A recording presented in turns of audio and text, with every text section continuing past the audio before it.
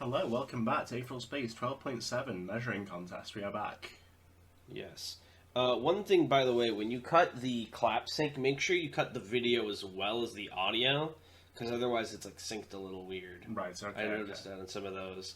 But other than that, welcome back. I'm very excited. We're just going to jump straight into it. No goofing off, because we got to move. We're limited on time.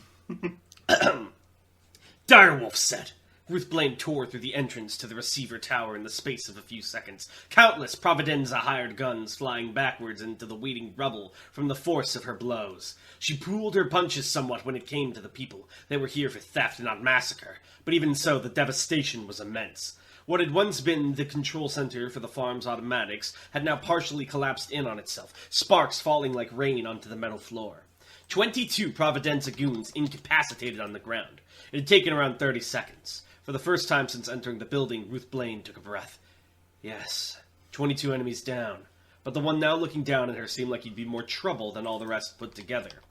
He wore the family trench coat and fedora like the rest, but the presence he gave off was entirely different. Like a snake with its head pulled back, ready to snap forward at a moment's notice. His jet black hair was cut short, and the disdainful eyes that glared down at Ruth were bloody red. That disdain was the only thing Ruth could identify for certain. Any other emotions were concealed behind his stoic expression. None of that was what immediately caught her attention, though. All around the man's waist were sheathed swords, arranged so close to each other that he almost looked like he was wearing a dress. Did he really need that many swords? Just from looking at them, she couldn't tell they weren't ordinary. Aether armaments, if she had to guess. Wait, she couldn't... You read it wrong. She could tell they weren't ordinary. There we go. Aether armaments, if she had to guess. Well, if there was an unknown form of attack coming, she had a way to deal with it. Beneath the twisted helmet of the direwolf, Ruth's lips spread out into a fanged grin. "Monarch! Hold up," said Rex, resting a hand against Ruth's massive shoulder plate. She glanced towards him from behind her visor. When they'd reached the building, she'd run off ahead. To be honest, she was surprised he'd managed to catch up so quickly. Alice's drone hovered over his shoulder, ready to start hacking into the file storage once they got into the system. "We don't want to destroy this place," Rex continued explaining. Was that his voice? That works. Okay. Rex continued. It's so hard to remember all the voices. Rex continued explaining, only to quickly correct himself. Maybe a little, perky, he's a little more, happy. "We don't want to destroy this place anymore, right? Whole thing's kind of pointless if we blow up all the computers, right?" Like that? Yeah. Ruth smirked to herself. "Right. I'll take care of this, bozo. You take the drone and go on ahead." It took her only a moment of consideration before she nodded, bounding up the rubble. "Don't die," she growled, voice warped by the metal around her. Rex's face couldn't be seen, but she could hear his smile as he called after her. "I'll do my best." Aw. The last of the Black Sheep made no move to intercept Ruth as she charged past him, into the depths of the receiver tower. His crimson eyes remained fixed on Rex, fingers tapping against the wrapped hilt of one of his swords. With his other hand, he slowly removed his fedora and placed it reverently on a waiting chunk of rubble. He spoke, his voice as resolved as his face. "So that woman has another ability, one with high destructive potential. I'll make sure to pass the word along after I kill you." Rex put his hands on his hips, chuckling. That's a pretty cool line. You practiced that at all, or was it just off the cuff? No! Tanhoney, you can't become Whedon. No. I'm sorry, that's Rex. You're better than this. You're a better writer than this, Tanhoney. I know you are. This is his character, that's what you would say. This isn't your heart. This guy, he's been so traumatized, no one can even... He really is. Anymore. He really is Fraudhoney after all. I can't believe it. This guy. The man's face didn't so much as twitch. No sign of either annoyance or amusement. "Lucius Victory Providenza," he said firmly, "Capo of the Golden Sheen, leader of the Black Sheep. Identify yourself." "Name's Rex Restarosi." "It doesn't matter who you are. I'll cut you down." Wow, the lines never ended. Stop! No, you're better than this! Tanhoney, you can't do this. This is what Rex would do. I'm sorry there's a character who does not listen to the bullshit. No! He was the one who'd asked, right? Rex continued. "So, leader of the Black Sheep, huh? So you killed 2 of those special officers back in that bar, huh? He loves adding things to the end of sentences. If he was an anime character, he'd be fucking saying Desu after every sentence. He'd be like Naruto. He'd be like, believe it. You might be a little strong. For the first time, Lucius's expression shifted, and even that wasn't much of an adjustment. He raised an eyebrow. 2? Rex nodded. The 3 of you killed 6 special officers, right? Or have I heard wrong? Lucius took a step forward into empty air, dropping off the hill of rubble and into the atrium opposite Rex. The 2 of them stared each other down, waiting for the inevitable moment when a weapon would be drawn and blood would be spilled. Please don't assume the necessity of a team effort, Lucius said calmly. Eros strangled that woman, and Atrice restrained him. It was my labor to slay the remaining 5. Rex blinked. Uh-oh. Viscera! Lucius snapped, drawing one of his blades. Pink! As the name implied, the blade of the weapon was a pale pink, like raw meat. Lucius whipped it through the air, and as it did, a solid slash of crystallized blood rushed forth, slicing through the air towards Rex. It didn't take an idiot to work out that getting hit would be a bad idea, but its speed was such that dodging wasn't so easy either. It was a good thing Rex had come prepared. As he raised a hand, crackling with orange aether, he spoke aloud. Omni Gungnir! The aether armament appeared in his waiting grasp. For a split second, it took the indistinct form of some kind of buckler, the blood slash dissipating into nothing as it smashed against its surface. Then, as Rex drew Omni Gungnir back, it changed shape in another flash of orange, becoming a long, straight spear. What's Gungnir from again? That sounds familiar. It's Norse mythology. It's Odin's spear. Oh, so it can, like, become a bunch of things. It's like the Omnitrix for a weapon. To an untrained eye, what does Omni mean? What is that prefix? Like multiple. Yeah, right. Or like all, right? Yeah. Like omnipresent. To an untrained eye, this aether armament would have looked like a kid's toy. It was red and yellow, the colors reflecting the light in such a way that it almost looked like the weapon was made of plastic. The only thing going against that impression was the blade at the weapon's head. There was no denying that was as sharp as could be. Oh, Lucius mused, sheathing his sword as quickly as he'd drawn it. A fellow connoisseur. Rex licked his lips beneath his helmet, his hands firmly grasping the spear. Despite the distance between the 2 of them, he pointed the weapon directly at Lucius. Don't suppose there's any chance you'll just surrender? Rex asked. I don't like to get violent. Lucius's eyes narrowed as if Rex had just insulted him. To do that would be to betray my oaths to the Providenza. It is my belief that loyalty is the foremost of all virtues. Rex clicked his tongue. Hate to say it, but I say you're dead on the money there. Besides, Lucius slowly unsheathed another sword, his gaze a void. I can't allow... Fuck off. You only just Who realised. do you think you are? What? What was his attack name as well? Hold on. Are you shitting me? Do you think this is a joke? You didn't even... I kind of love it, but I feel like I have to be the straight man here, right? Like, you shouldn't be allowed to write. You're no longer allowed to hold a pencil. Can't even fucking breathe. Besides, Lucius slowly unsheathed another sword. What's your mind picturing right now? What's up, pose? What did you say? Kind I of know pose are you exactly. picturing? I know exactly the pose he's doing with the like sheath in the hand. I just realized. I've been reading that, by the way. I've been following it. Okay. I am the Kagura Bachi. His gaze avoid. I can't allow slime like you to wield aether armaments. Frightful blizzard. Viscera pink. Fuck you. N10 black. In a single bound, he leapt forward, crossing the distance between himself and Rex. The sword he was wielding now was long and jagged, the blade formed from some kind of translucent blue crystal. It seemed fragile, but that was probably part of the design. Maybe something happened if you got the crystal shards on you? Well, Rex wasn't eager to find out.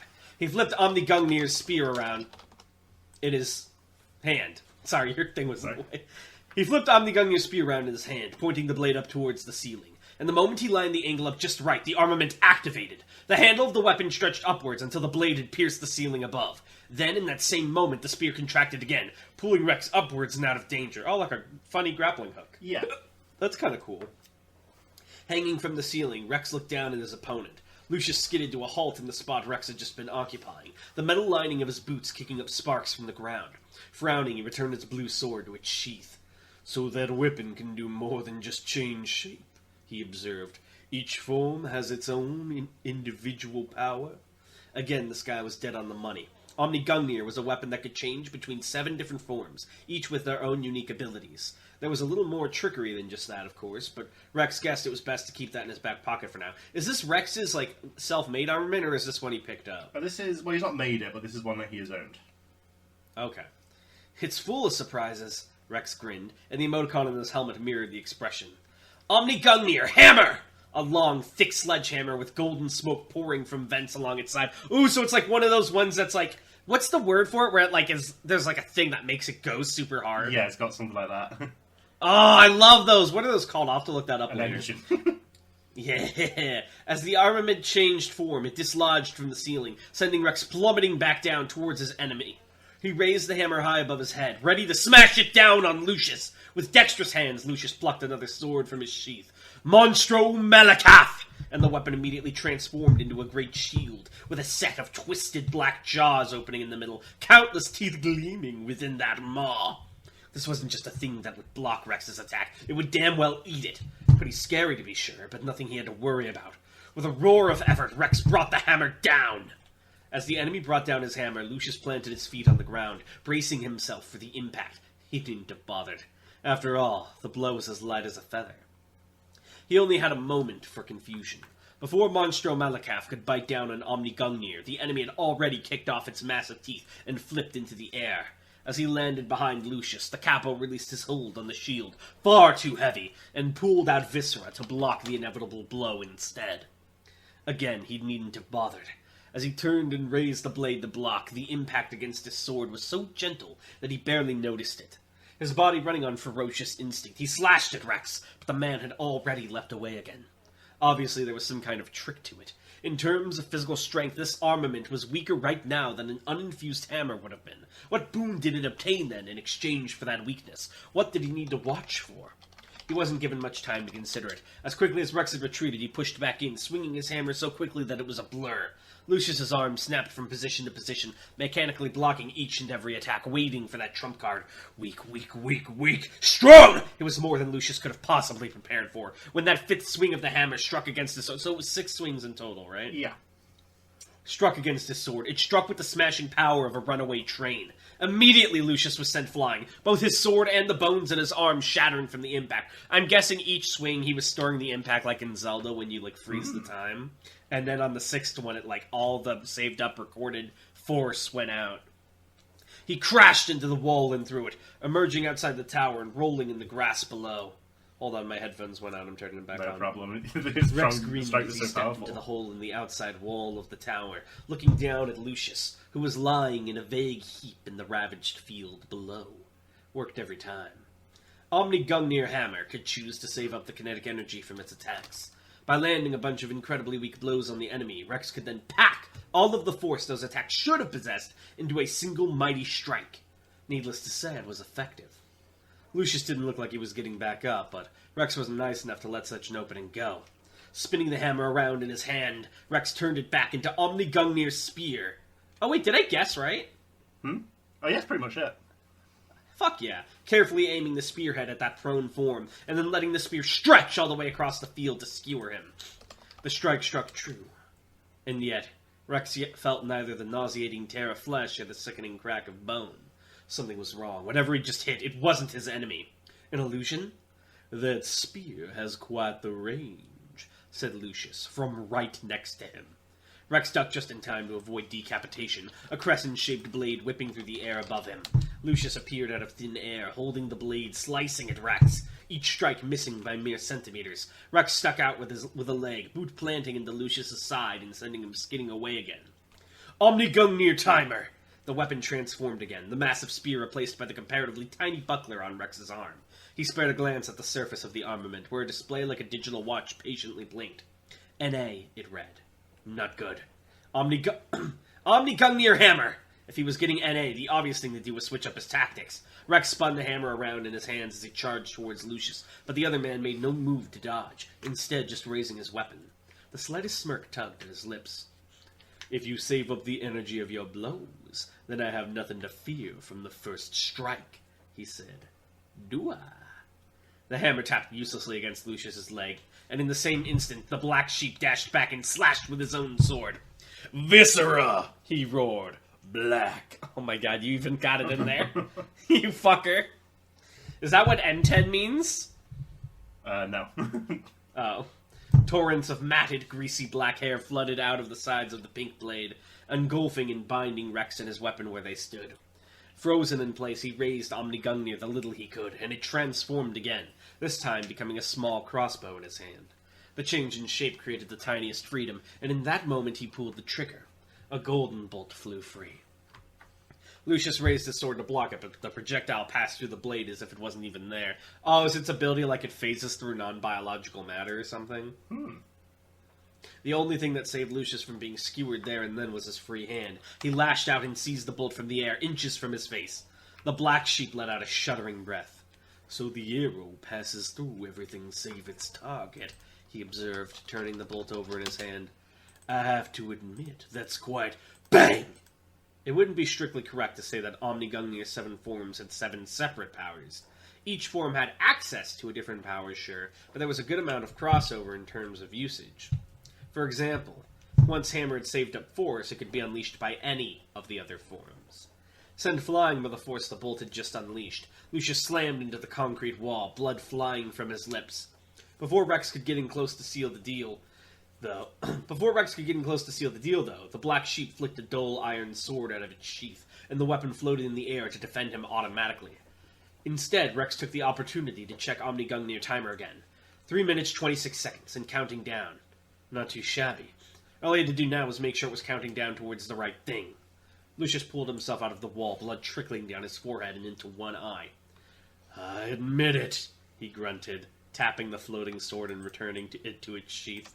I underestimated you, Rex Restarosi. You truly are a worthy opponent. Someone to be cautious of, if nothing else. But it doesn't matter. This is such a Record of Ragnarok moment. OMG. It's just like Zeus. Lucius Victory Providenza reached for a weapon, not for the sheaths around his waist, though, but within that trench coat. Crimson eyes glinted in the light as that smirk curled further into a grin. Third Thigh of Gran Ba! Rex's eyes widened as he heard the name, and the display of Omnigungnir timer changed once again. N.A., a dead end. The first Supremes were the stuff of legend, as the Absolute had founded the Supremacy and helped win the 1,000 revolutions, wiping out the Gene Tyrants and their loyalists. Piala the Practice had carved out huge swaths of territory from what would become the UAP soon after, dueling countless challengers to her power without ever suffering a wound. The third, Gran Ba the Godsmith, was of far more interest to enthusiasts like Rex and Lucius. He was the one who had created the original Aether armaments, pioneering the practice that reached new heights even today. Oh, so you can create them intentionally? Oh, yeah. They're all created intentionally. Oh! I would make a fuckload of them. On his deathbed, it was said he'd turned his cadaver into a collection of potent armaments, most of which were still floating around the galaxy today. As Rex saw Lucius draw that bone-white blade and felt the air grow dry around him, he thought only one thing. Oh, I gotta get my hands on that. Popcorn. How long is this going to take, Ruth asked, tapping her metal boot impatiently. Elsa's drone, connected to the main computer by a thick metal cord, transmitted his distorted voice. Dunno, might be a while. He sounded as apathetic as ever. Ruth sighed, drumming her fingers along the side of her helmet. We might not have a while. That sucks. God damn it. Times like this made Ruth miss Jagran even more. He'd have been able to hack a computer like this in no time. Especially a hack job like this. Ruth looked around the room cautiously, waiting for any enemies that might show themselves. Wait a minute! He was not able to hack when he left your ass, Ruth. What? She never realised. Is she racist? They all thought he could hack. I have to say, this is the oddest racial stereotype I've ever seen in like a fantasy setting of like, oh, they're so good at hacking, all of them. The main computer itself was a cylindrical unit, glowing a light blue, stretching from the floor to the ceiling like a giant pillar. Countless cables wound around the walls and ceilings like a spider web, with what little lighting there was struggling to eke in through the gaps. Direwolf or not, this place gave her the creeps. Oh, said Ellis suddenly. Ruth raised an eyebrow, turning back towards him. Oh? Yeah. Oh. What's oh? Ruth demanded, finally using just a sliver of her patience. I think you might be about to get blown up, boss. Someone's floating high up in an armoured chassis. Design and signature mask that one special officer, the one who likes blowing stuff up. Shit. Supremacy was involved? Why? Had they tracked down the black sheep at the same time and decided to take them down the receiver station independently? Well, what's he doing? Just floating there, like he's waiting for something. Reinforcements, maybe? If that was the case, they couldn't stick around here. They didn't have nearly enough power to take on a proper supremacy assault. The best thing to do would be to abandon the mission and make a run for it. But it was so close. To hell with it. Ruth slapped a finger to her ear. Roman, you there? Here. He was just as talkative as Ellis when he got down to it. While the rest of the team had entered the dome, she had left Roman hitched to guard the boy as he operated the drone. The man had only been part of Road and Restoration for a couple of months now, but she already knew that he was strong. Plus, his particular ability was well suited to this Stilata. Sounds like we need a miracle, Hitch, she said. Stall the special officer, make us an escape route. Right. Ruth took her finger away from her ear, letting out a tense breath. Her eyes flipped over to Ellis's drone once more. How much longer, she asked, for the dozenth time in just as many minutes. His reply came quickly. Got it. Ruth's eyes widened, and her mouth spread into a smile. You got it? So where the hell is he? She could hear the tapping of a screen from Ellis's drone as the boy sorted through the information. Relax, I'm doing a search now. Dragon Hadrian. I'm about to search through 32 arenas here, and some slots are still open. But if I just check for the name... The sound stopped, and we'll let Isabel's return. Its tone was deathly enough to send a chill down Ruth's spine. Oh. Oh, what could it be? Oh. Kagurabachi guy's fun. I love Granbach coming up.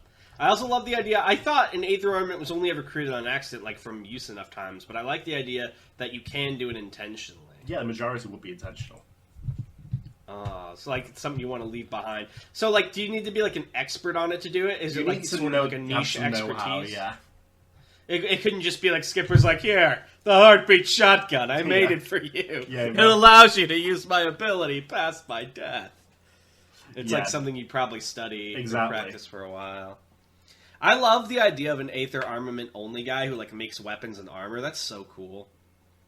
Aether Armaments are fun. Yeah. I like them. Yeah. Is there any benefit to making your thing an armament? Like, does it get any restriction bonuses because it's like in the physical world? Like, can you not record it back into yourself or something? Usually, well, sometimes, because for example, Ruth's sets are like on the very border of being an Aether Armament because you can put them on other people, but they wouldn't stick around after her death, so they don't quite make it. Mm-hmm. It's more like it's for the benefit more of like being able to give it to someone else generally. Yeah. Okay. But Rex is an enthusiast of them, like Yeah. a collector. So is I like the Lucius. idea of being a collector too, or like you go to meets with other enthusiasts to like trade your shit. Yeah, Lucius's ability. This doesn't really come up, but Lucius's ability is specifically to turn Aether Armaments into swords, so that you can carry That's them. awesome. That's actually awesome. Someone do the Kagurabachi meme, but it's Lucius. It's like visceral pink. Right. You even had Viscera Black, you hack. Here's my fun fact question. Tell me about a fun, known Aether Armament setting that's not made for combat. Not combat related. Not combat related. Okay. His brain's broken. Armaments, by definition, a lot of them would be used for combat, but Right, okay. right, but like something built with Aether that defies the laws of reality, but isn't necessarily made to fight. There's the Remembrance Parasol. Ooh, okay, tell me So about basically, as long as you're holding it, you can just sort of replay any past memory and sort of exist in that memory for as long as you like. it. Wow, like your memories? Yeah. Oh, So it man, gives you, the like, nostalgia perfect- heads so- would go crazy. As long as you're holding it, you have sort of like a recall so perfect, it's like it's just happening again. Oh my god.